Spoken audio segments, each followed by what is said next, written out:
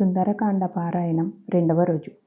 శ్రీరాఘవం దశరథాత్మజమప్రమేయం సీతాపతిం రఘుకులాన్వయరత్నదీపం ఆజానుబాహుం అరవిందదళాయతాక్షం రామం నిశాచర వినాశకరం నమామి. ఉద్భవస్థిత సంహారకారిణీం క్లేశహారిణీం సర్వశ్రేయస్కరీం సీతాం నతోహం రామవల్లభాం. కూజంతం రామ రామేతి మధురం మధురాక్షరం ఆరుహ్య కవితాశాఖాం వందే వాల్మీకికోకిలం. ఆపదామపహర్తారం దాతారం సర్వసంపదాం లోకాభిరామం శ్రీరామం భూయో భూయో నమామ్యహం. మనోజవం మార్తతుల్యవేగం జితేంద్రియం బుద్ధిమతాం వరిష్టం వాతాత్మజం వానరయూథముఖ్యం శ్రీరామదూతం శిరసా నమామి. హనుమంతుడు శ్వాసను లోనికి పీల్చి కండరములను బిగించాడు.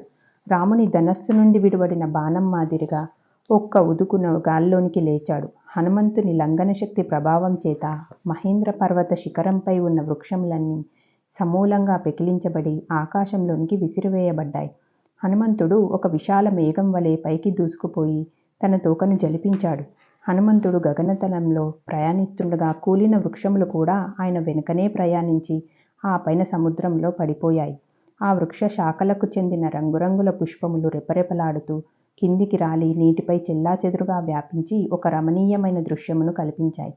హనుమంతుని గగనాయనం చేత ఉత్పన్నమైన పెను తుఫాను సాగరమును అల్లకల్లోలం చేయగా పర్వతముల ఎత్తుకు ఎగిసిన తరంగములు ఆయన వక్షస్థలమును ఢీక్కొన్నాయి.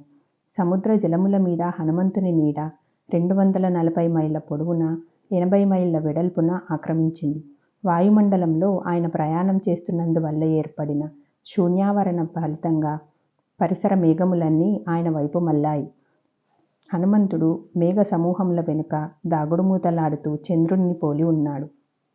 వాయుదేవుడు పితృవాత్సల్యం చేత చల్లని గాలులను వీస్తూ సూర్యకిరణ తాపం ఆయనకు సోకకుండా జాగ్రత్త తీసుకుంటున్నాడు. జై శ్రీరామ్.